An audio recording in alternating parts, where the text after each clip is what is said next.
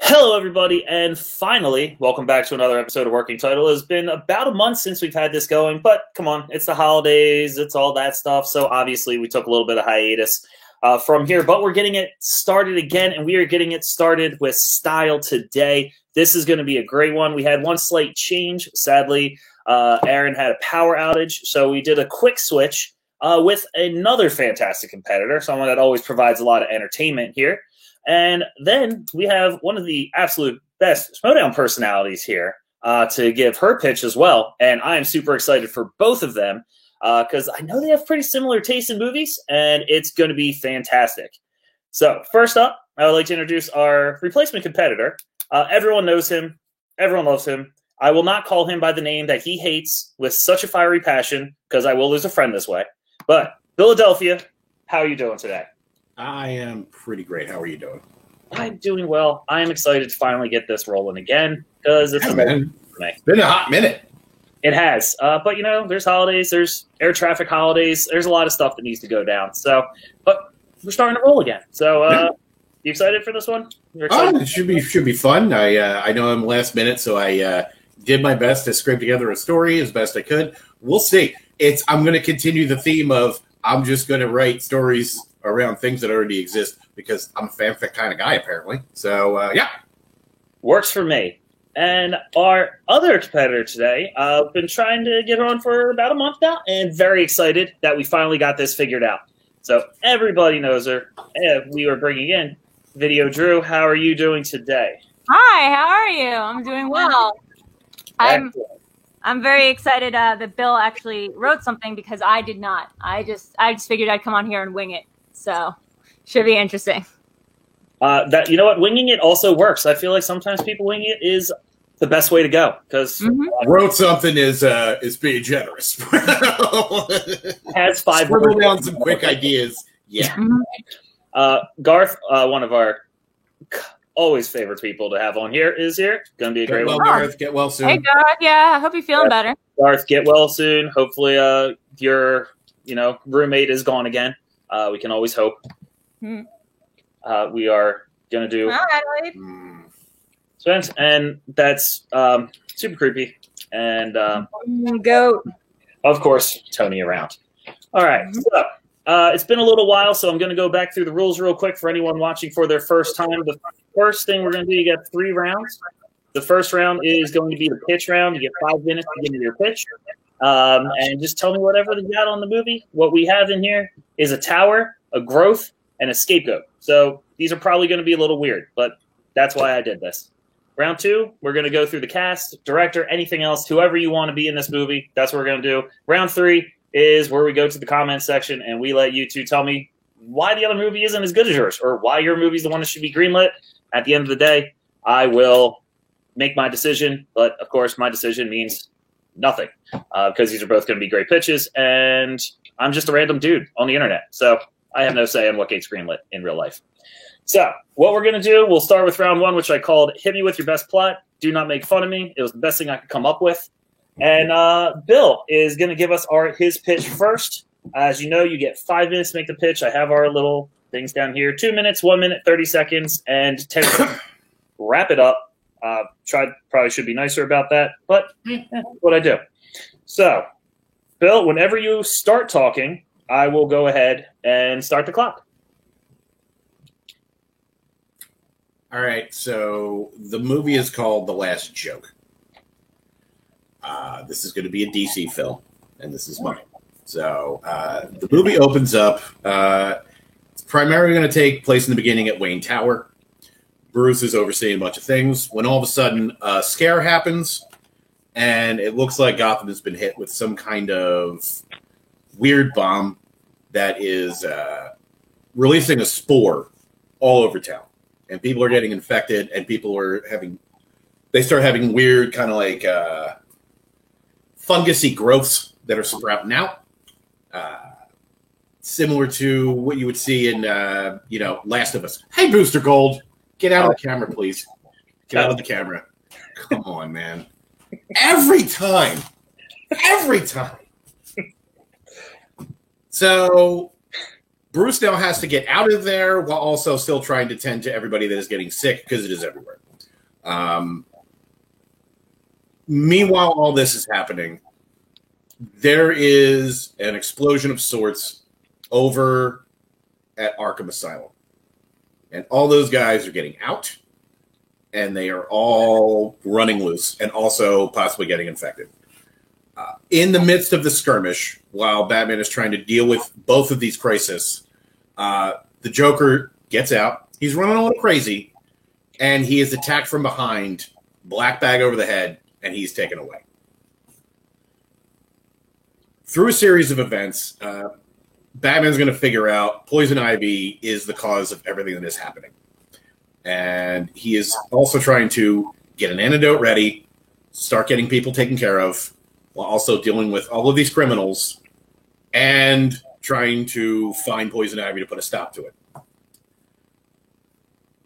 He is able to, because he's the world's greatest detective, he's able to figure this out. He figures out where she is, and she puts up no fight. She is just ready to go. She's like, all right, here's the permanent solution that you need. And he's like, why are you doing this? Like, he had to basically scale outside of the city. She is off in like a forest outside of Gotham, miles away, from everybody. And she was like, well, I mean, I was hired to do this. I'm taking the fall for what's actually about to happen. So she reveals she's been paid off to bomb the city, keep everyone preoccupied while Arkham was attacked, because that was actually the main goal. And he asked her, well, what was the point of that? She's like, well, we needed everybody out so we could grab him. And he's like, you mean the Joker? And she's like, yes. Like, who has taken him? Well, here we find out all of the old crime bosses in Gotham got together, and they decided that the Joker needed to be gone. That he is just too wild, he is too reckless, and he has ruined everything. They blame him for the advent of Batman and then just the escalation of how everything has gone to hell. So their plan is to get rid of him permanently, and maybe things will go back to normal. So they hired Poison Ivy to basically release a deadly toxin that would ultimately not be lethal and was also reversible. And Batman asks her, is like, well, why would you do this? And Poison Ivy basically says, I did it for her. I did it for Harley. She's like, I love that woman more than anybody else I've ever known. She's made me a better person. And if there's one favor I can do for her, it's get rid of the worst thing that's ever happened to her. That man is vicious. That man is vile. That man needs to be gone. You won't get to him in time. The movie is going to end with the mob dumping the Joker into a shallow grave, guns drawn. You see the heads of the Beretti family, the Bertinelli family, Carmine Falcone, they're all there, and they're like, show's over, clown. You're done. You got any last words? And with an insane laugh, he just says, now this is funny. And then they shoot him dead. That's all right. Yeah. I mean, I do appreciate going into the DC lore. Very creative take of it. Finally ending the Joker, the great last line. I'm very intrigued who you might have cast as a lot of this, so I'll be very interested to see who you plan for that. But I do like it. Obviously, I'm a DC fan. It sounds already better than everything the DCU has done for Shazam and Birds of Prey. But yeah, I'm very intrigued, and I think that was a very good pitch for like a 10 minutes head start. Very good. Aaron, we love you too, and we are sad you cannot be here because I know you had a good pitch as well. But another day, I will get to you. All right, Drew, you've heard his pitch. This is kind of how it goes. You just go ahead and talk. You got 5 minutes. Whenever you think you're ready, I'll start the 5 minutes. Yeah, mine's gonna be a way different. It's way less of an actual planned out story than this. But yeah, let's start it. So my story is called Bad God Tower, and it's the Annihilation style story of Devil's Tower in Wyoming, which you might know from Close Encounters of the Third Kind. It's a gigantic rock with cliffs, and in Shoe legend, it's the story of several young girls who go exploring one day and are chased by gigantic bears, and the gods take pity on the girls, turn them into constellations by bringing up the giant rock from the earth. So cut to 2020, and coronavirus is still raging through America, and through a literal sacrificial goat by demonic geologists at the site of Bad God's Tower, the Star Children redescend back on the earth, releasing the eldritch horrors that spring up around the Wyoming area and turning the local residents into misshapen Lovecraftian monsters. So this is actually the love story of being local town resident, the boy of the local town farmer who is turned into a gigantic bear, and his star-crossed love story with one of the children from the stars who was taken in the original tale. And that's basically as far as I got, so we can cut the rest of that time. I mean, that sounds actually awesome because the Lovecraftian stuff is great. Just watched Color Out of Space the other day, kind of brings that around and putting kind of a actual story into it with the tower is great. Yeah, all right. Still very short but sweet, and something that I would definitely watch because I'm very intrigued by all of that. All right, the next part we're going to do is the casting call. So we're going to see exactly – oh, no problem. If you need a second. Okay. Okay. All right. Since you have that, normally I would have you do your casting first, but I'll give you a second to kind of take care of that. So, Bill, you go ahead and you can tell me your cast, who you got, with all of that. Sadly, I don't believe Booster Gold was present in his story, just only in the stream. Yeah. But we do all love Booster Gold. So casting call. All right. Should be pretty easy. Jesus, my Batman. That's a fun one. I feel like I would go Ben Affleck, let him get a good movie as Batman before he rides off into the sunset, because he still hasn't gotten that. Yeah, that is true. Yeah. And I wouldn't mind the older Batman being part of the story. So, Booster Gold, come on, man. Hello, Booster. We'll wait for you. No, that's fine. Okay. It's all about this is, so my Joker, there's one person. Part of me almost wants to put Florida Joker in this so we can watch that die, because I feel like we earned that. But I don't want Jared Leto anywhere near this. So Florida Joker? That's hilarious. He looks like Florida if it were a person. Like, I look at him, I think he just smells like Axe body spray and vape juice. So yeah. All right. That's shockingly accurate. So if we're gonna do the last Joker story, I feel like he should go out with a good part, even though he probably won't be in it a whole lot.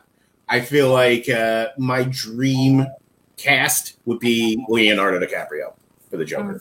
I want somebody that could be menacing, but also hilarious and control the room.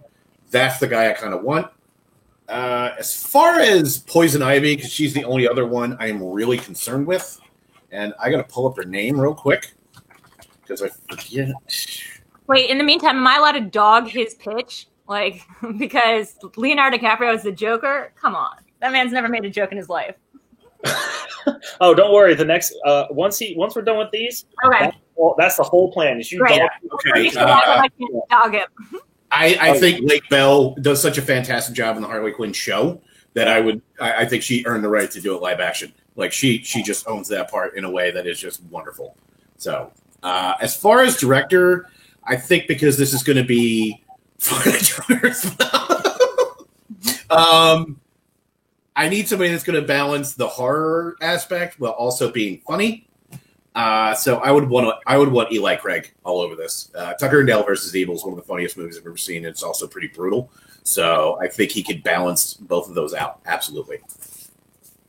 Okay. I like the Batman. I like the Poison Ivy. The Joker, I feel like I'm very I don't know, maybe, but I'll be intrigued to see what we have to say about that. The director's great, though, because I also love Tucker and Dale vs. Evil. It's one of my favorite movies.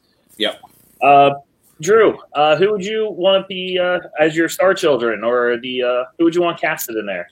Okay, so I know I didn't take that long on the pitch, but guys, hear me out here. We're going to get Yorgos Lanthimos in on this. He's going to be directing Nick Cage, like a la Mandy. He's also going to be directing Schmoedown's own Brendan Meyer, recreating the eldritch horror that we saw from Color Out of Space. Brendan Meyer is going to be our lead hero here, who's turning into a bear.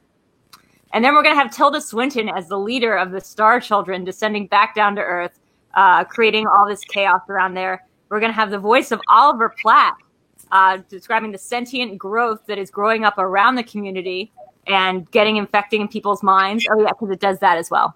And I'm thinking for the girl, I think it's, what's her name from Mean Girls? Amanda Seyfried as our star child descended from the gods. And it's the love between Bear Brendan Meyer and Amanda Seyfried that has to combine and join the worlds together between the stars, the heavens, and the earth, and create some sort of new alternate dimension that we all exist in that is better than the worlds that either of us came from before. See, I got there. All you needed was the cast, and then the rest of the story came in. Yeah. And I mean, you said Nick Cage, so you've already just stolen my heart with your cast. I will call him pandering, except for when I put Nick Cage in my last pitch, I didn't win. Well, I mean, Nick Cage is obviously going to be one of the demonic geologists, along with Michael Fassbender, as the two of them I think would have really good chemistry together. They're both like Lovecraftian geologists who are sacrificing a goat to recreate the myth of a bad god tower. Both excellent. I did love Color Out of Space. Brendan Meyer was fantastic in it. I do. Tilda Swinton, Oliver Platt, Main First, all great casting. Hello, Booster Gold. All fantastic, and I do like how the way the story kept going. You kind of completed it there, and I really enjoyed that. The cast is fantastic. All right. Yeah, sorry, I had to tell behind the scenes. I got a little bit of a nosebleed, which has been happening a lot recently with the hot air that's coming in. So sometimes I just have to stop talking, which is not. If you ever need a second, just not an issue. So just let us know. But thank you for letting me get the rest of that story out. Yeah. Oh no, of course. If you have anything extra, feel free to just say it. It is not an issue, because right now we are going to go to the last round, which is usually the most fun part of this, and I call it the comment section, because if you go on YouTube or Facebook, usually the comments aren't always nice. Sometimes they are, sometimes they're not. But this is where you two can tell me what's wrong with the other pitch, about the cast, the pitch itself, anything, what you might like about the other pitch if you like stuff about the other pitch. So I will not stop you. I will not say anything. I'll let you two say what you want to say to each other, and I'll only stop it if it sounds like we're repeating ourselves, and give you both about 30 seconds as a closing argument. So how long? Wait, how long is this section? It's like however long we want. However long, until stuff starts repeating itself. I just kind of let you go. Well, there's going to be a lot of repetition here because Bill, look at me. Look at the camera. Look at me. I thought Jared Leto was the worst Joker I've ever heard of until I heard Leonardo DiCaprio come out of your mouth. I mean, I've literally never seen that guy do anything whimsical or joyous. It's like you want a serious Joker with gravitas. It's like asking Orson Welles to be your Joker. It's like asking Kirk Douglas to be your Joker. Except I think Kirk Douglas probably has a better sense of humor than Leonardo DiCaprio. There's nothing fun or fanciful or whimsical about Leo's performances. They're all very grounded in this sort of brutal realism. Plus, do we want Ben Affleck again as Batman? Do we need Ben Affleck? And would Ben Affleck even come back to do Batman again? I think he's just kind of over it. I love Lake Bell. She's great in Poison Ivy, but this seems like it's catering to the DC fanboys, universe of just what everybody wants to see there. So I don't see a lot of the comment section being anything other than angry other fanboys who want their version of the Joker and Harley and as for the story itself, great story. I love it. I love the kind of Killing Joke element of it. I love the sort of fake out. It's got the original, Gotham sort of early, Frank Miller Dark Knight feel to it. But I don't know. Is this a story we really need right now? Don't we need something a little bit more original, like a little hotter take than just another rehashed old Dark Knight tale? I mean, that's a lot of good points. Well, we all can't write half a Lovecraftian tentacle porn. So I'm sorry. All right, first off, the Joker doesn't need to be whimsical or he's a murder clown. You shouldn't be enjoying everything that he's doing. And he is basically DiCaprio's already played this part, and it was called The Wolf of Wall Street. That's your Joker. He's supposed to be insane. He's supposed to put you off. You're supposed to not feel good with him around. Is Jordan Belfort insane? I mean, he's a narcissist. I don't think he's insane. Also, he has to be a murder clown. The emphasis on clown. Like, tell me the last time, like Shutter Island over here, like was anything like Hong Kong? Like, there's got to be something. There's got to be something that makes you go, okay, this guy wanted to be a clown. Like Joaquin Phoenix, creepy clown. Leonardo DiCaprio, serious chubby dude in his 40s who like cares about the environment. So as I was saying. Before I was interrupted.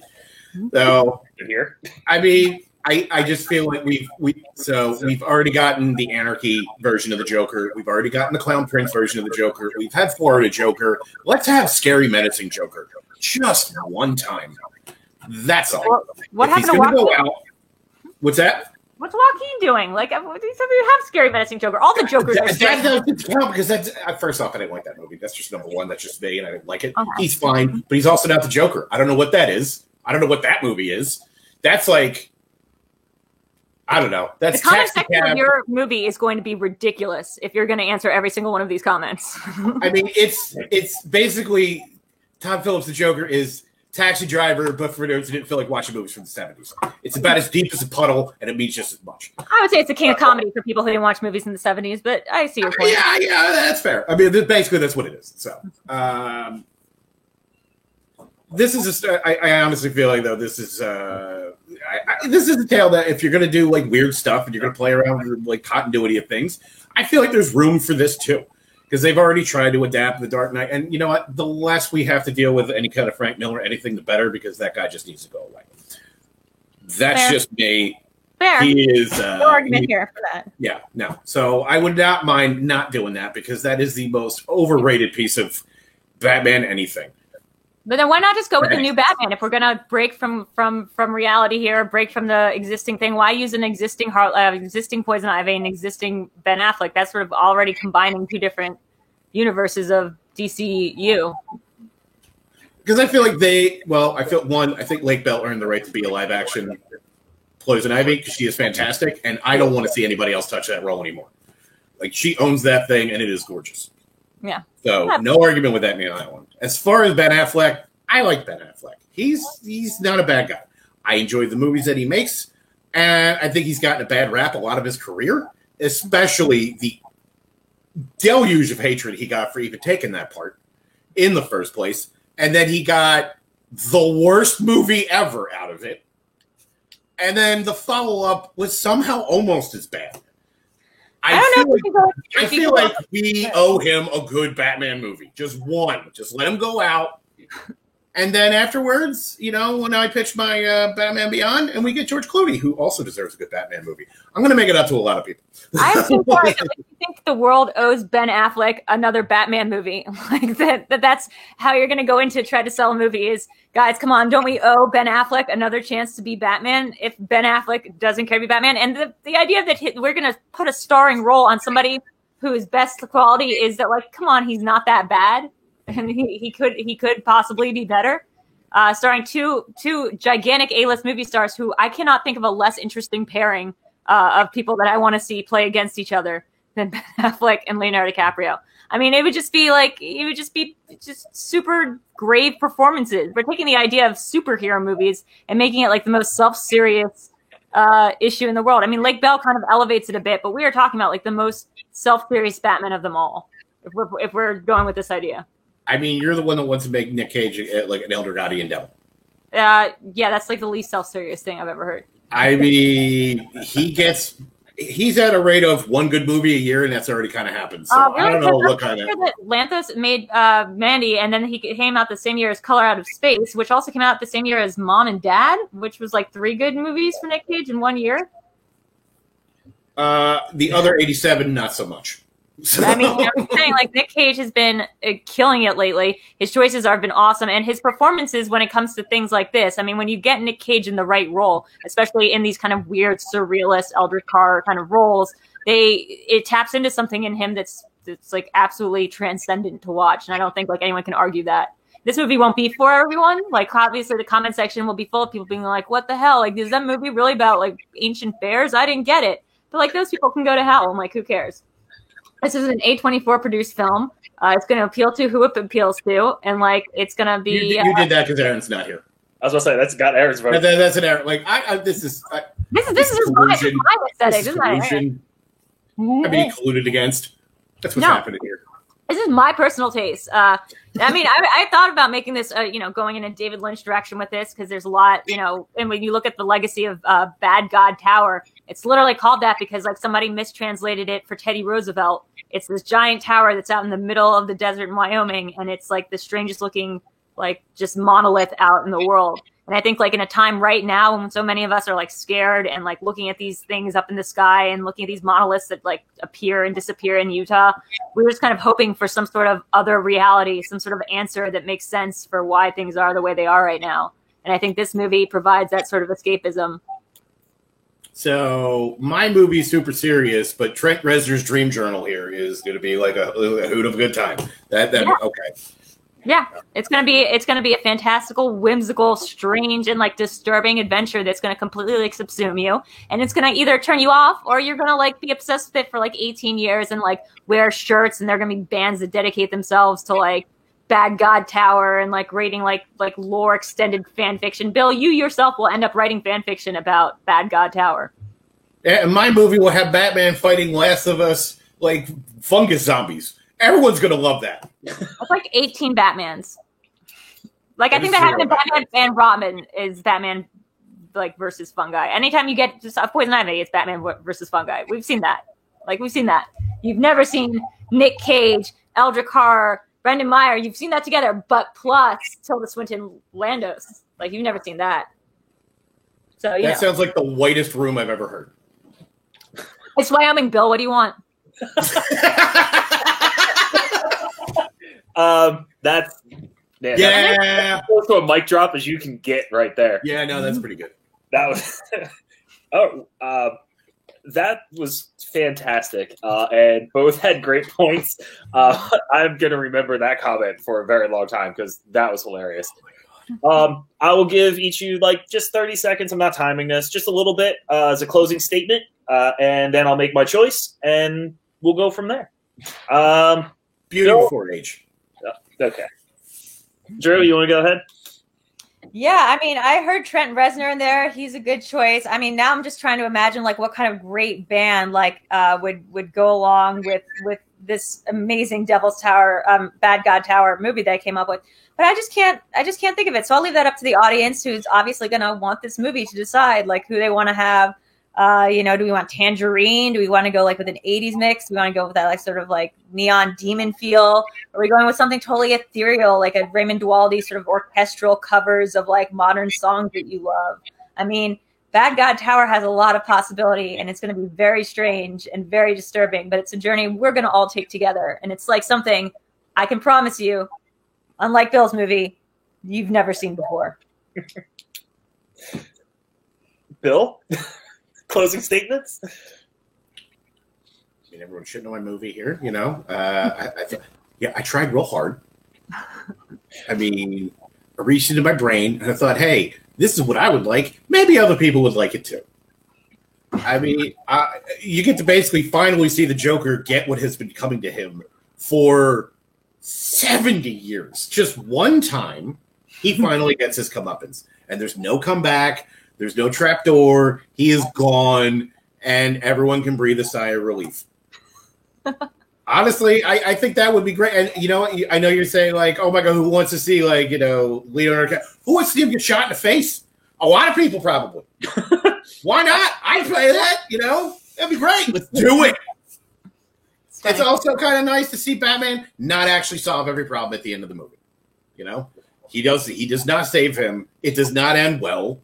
And that's going to have to happen every once in a while. I'm sorry. Like I feel like this is proven when Eli Craig could whip this up into a fantastic movie. No problem. All day. Let's go. I do not disagree with you. I think he could make a great movie. This, let's see. I'm going to go. All right. We got this all figured out. I've heard everyone's argument. I'll go to the critic's choice because the critic is me. Then I'll put this up as a poll later, and then we'll see what people actually think. This was tough. I do like both these because I do like the DC films. I do like Batman. I enjoy all the movies, even if they're bad. I still like watching them, and I still want a good Batman movie to come out soon. And I like the idea. I love the way you end it, finally giving the Joker's comeuppance, and obviously you can just revamp Batman at some point and bring him back, however you want to do. Very interesting, but kind of like Drew said, I feel like you can kind of see this in a couple different places. And the Arkham Knight video game, you kind of see everyone get the Scarecrow toxin. Seems similar, but I love the idea. I love the change of pace of Batman finally doesn't solve something. Somebody else solves it for him. Drew, I love this movie pitch because I really like Color Out of Space. And every movie you said with Nick Cage in that time, Mom and Dad, Mandy, and Color Out of Space, I love every single one of them. And they're all back on my wall somewhere. They're all fantastic. Yeah. Even though I do absolutely love Nick Cage, I still really enjoy the rest of your cast as well. They all work out. I would like to see Michael Fassbender and Nick Cage just pair up and be a grouping at some point because I feel like they both have a they're different energy, right? Like their energy together would be like really. I'm thinking of Prometheus. Like I'm thinking of like that, like sort of Michael Fassbender. Like he got a little weird in him. I think the weird is good, and I like that you're using a real story to start and then creating a secondary story afterwards. So in the end, as much as I absolutely love both of these pitches, the movie I would prefer to go see would honestly be, Drew's pitch. Yeah! I really enjoy the creepy, Lovecraftian, weird creatures. I like that kind of stuff. I like the weird story. I think that it would be a lot of fun, even though it didn't have as much detail as Bill's. I can see where it's going with it. So I will obviously, yours is a DC film. I'm going to go see it, and I'm going to spend money. Yours would probably make more money, but Drew said it. I do feel like that movie is going to have some bands, some weird punk bands, definitely having T-shirts and naming their stuff after Bad God Tower. Definitely a band name I can hear coming out at some point with a CD I might never listen to, but there will be a band with that name. Can you imagine the Cheddar Goblin of this universe is going to be so big? Like everyone's going to have like a whatever the Cheddar Goblin is. I do want to say, Bill, that was a fantastic pitch and much more well thought out and described than mine. I was getting very nervous hearing you pitch your movie because I had. I'm going to tell you, I knew as soon as I heard it's Wyoming, Bill. What do you expect? I'm like, I lost. There's no come back from that. I mean, I'll tell you, that was the mic drop quote. I was just like, oh, I'm sorry, Bill. Like, whatever you said before, you could have had $1 million pitch. That quote ended it. No, I mean, I do genuinely love that story. That is one of the better Batman stories I've heard in a while. Is that like your wholly originally owned Batman take? Because it was an idea I had a while ago. I never bothered to write it, but I always thought, like, wouldn't it be great if there was like a story where it was just the mob teamed up to get rid of the Joker? I love that. And they were successful. They blamed him for all of this. I love that idea. And I love that canonically, like, it would actually write out the Joker. Like, you would have to, abide by that rule. Like, canonically, the Joker just got shot in the head, shallow grave, the end. There's no more symbol. There's no more, second Joker. There's no more son of Joker. Like, it's just done. People are like, that guy's lame. Yeah. And I like the idea that it was Poison Ivy who kind of helped facilitate it, as a favor for Harley. So, I do like that. Who'd you have in your mind as Harley? I'd be curious if I didn't even think she was going to be in the movie. I thought you were just going to. I leave her. No, man. Nice. I don't. Because that combines, if we're gonna do, is she in the? Yeah, she's in the. He exists in the same universe as Margot Robbie, right? Yeah, Margot Robbie with Wolf of Wall Street, Leo again. Yeah. Yeah. Honestly, I feel like Margot Robbie kind of owns that part until she's ready to be done with it. I think she's just fantastic. So I couldn't see anybody else filling that in. And if she decided to step down, I don't know. But I'll tell you right now, if Blind Guardian isn't on the soundtrack for your movie, then I don't know what we're doing. Yeah, I mean, I didn't have any. I kind of made this half up. My notes were written while you were giving your pitch. So I was getting very nervous. So don't mistake my huge amount of attack coming into your movie as anything other than defensive machinations for not being able to come up with an entire plot of my own. But no, it's fine. It's fine. No, I take no offense. This is all in good fun. We're all friends here. That's all that round 3 is. You tell me you can attack the other movie, and then usually as soon as I make my decision, the other person's like, "Nah, I watched the crap out of that movie." I would. I mean, obviously, I would. I love everything about like the. I don't love everything about the DCEU, like obviously, but I love everything about this movie that it combines all the elements of other stuff I like. I love Lake Bell as Poison Ivy. You're right. I don't think I think she's earned the role, and I don't think anyone else could play her at this point as well. Yeah, especially because that show is just the best show. It really is. Like, it's really amazing. is. I mean, it's certainly the best Batman satire we've ever gotten, and like that's saying a lot because a lot of people try to satirize Batman. No, and they get it, they nail it, and it's great. It really is. Mm-hmm. Yeah. No, that was excellent. Both these were great. Drew, it looks like Aaron is a little upset he wasn't able to try to come at you for this one, but Aaron. I will admit that, like, I didn't realize because we have a friend Ryan who's part of Skybound, and he's got a podcast where you sort of come up with pitches together and stuff. I thought we were going to do this like at the same time, and I didn't read your DM close enough, so I literally saw that this was supposed to include a tower, a growth, and a sacrificial goat at like the 11th hour here. So I'm really glad I was able to pull something out. I mean, it was good. Both these were kind of 11th hour pitches, but both of them were very entertaining. Both of them were a lot of fun, and I obviously enjoyed.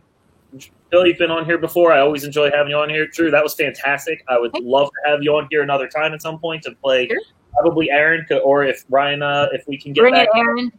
Aaron or Ryan, somebody, whoever wants to do this. Just know that I'm terrible at the original pitch, but I am great at like the counterattack. That's what my strength is. I used to think I was pretty good at it too. You got hit on the counterattack there, Bill.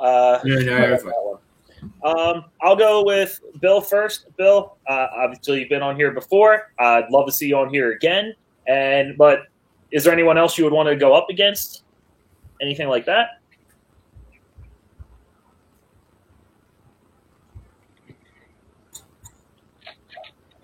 I have no idea. All right, I'll find someone for you. Yeah. But also go ahead and what else do you have going on? I know you have Unearthed. Why don't you tell the people all the stuff you have going on? Most recent episode is still up. It is with Shannon Wilson, lead singer from The Messengers, who were gracious enough to give us one of their songs as our new theme song. I actually taught myself Premiere so I could make a new intro, and I'm pretty happy with it. But we watched thank you. Yes. So we reviewed 1989's Tapeheads, which is you should just all watch that movie because it's fantastic. And speaking of Aaron, he will be my next guest. That should drop next Tuesday, every Tuesday. Feature Presentation Productions. Like, share, subscribe. You should totally do it. We will be watching Mad Dog Glory, which is another film that just nobody watches, but everybody should because it's totally great. After that, we're gonna go back to the shit, so it's fine. We're gonna watch some shitty movies after that. So, because I got a lot of guests, and they apparently all want to watch some garbage. So, don't worry. I know what you're thinking, Anthony. We will do the Neon Maniacs episode. That will be your movie. Yes! It will be horrific. Don't watch it until we're ready. I will not. You were never prepared. And, that's what I got going on. Also, I'm doing one soon, right? Like, I'm going to be on soon, right? Yes. We'll talk. But, yeah, I have like one or two I have lined up. So. Awesome. Yeah. All right, and Drew, I know Aaron is determined. We will try to get this figured out at some point. Yeah, I know his power went out. You know, I'm telling you, like, out of context, that sounds awful. Yeah, he's really excellent at does. attacking Drew. Specifically me, he's excellent at attacking me. I love this. I love this kind of thing. I'd love to see. Like I said, I know we originally had a plan to have Ryan from Skybound on. I think he'd be great at this. So I'd love to go against him as well as Aaron. I'll take on anybody with these things. I do lots of shows. If you go over to Video Drew, everything's Video Drew. It's one word. All my socials, YouTube, Video Drew. Tonight at 8 p.m. we are doing a Video Chronic Pop Culture quiz on what we do in the shadows, which is a Patreon-sponsored quiz. So you can go to patreon.com/VideoDrew. We're still looking for a couple players if anyone wants in. It's the movie version, not the TV version. Mondays, Thursdays, we do that at 8 p.m. 9 p.m. on Sundays, we do Live in the Dark with Video Drew. It's my In Kayfabe show. We're having on new rookie draftee contendee Beth May on this week. So she's going to be part of the show. Then on Tuesdays, I do Cinema Bias at 8 p.m. with Alex Mack back on my YouTube channel. Oh, wait, these are all my YouTube channels. And I've been doing Twitch more. So twitch.tv/VideoDrew. Also, check out The Catch Up, which is a new show for Rotten Tomatoes that they're having all over their socials. I'm a writer for that, as well as Archie Essentials on Peacock. She had more stuff than me. One or two things. Yeah. Recently, me and Bill, as always, are on streams together and just did a Mean Girls one at the Video Chronic one. That was a lot of fun. I know. I'm still so mad I lost by one question on that one. Question. I'm just glad that in all of my appearances, I've never finished last.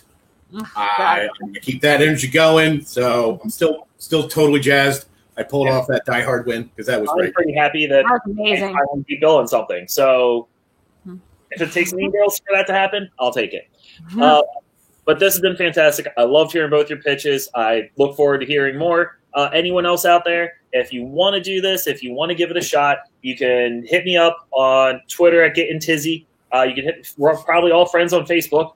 Don't laugh at me.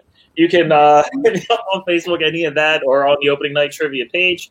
Check that out. Obviously, go to Feature Presentation Productions, another fantastic thing. Fancy Film Fights every Wednesday. And that's pretty much it. Remember, you don't have to be good at movie trivia to pitch a movie. So even if you think you're bad, come on the show. It doesn't matter. So for myself, for Bill, for Video Drew, I appreciate it. Thank you for watching, and we will see you all next week. Get busy with it. Yep. See you guys. Bye.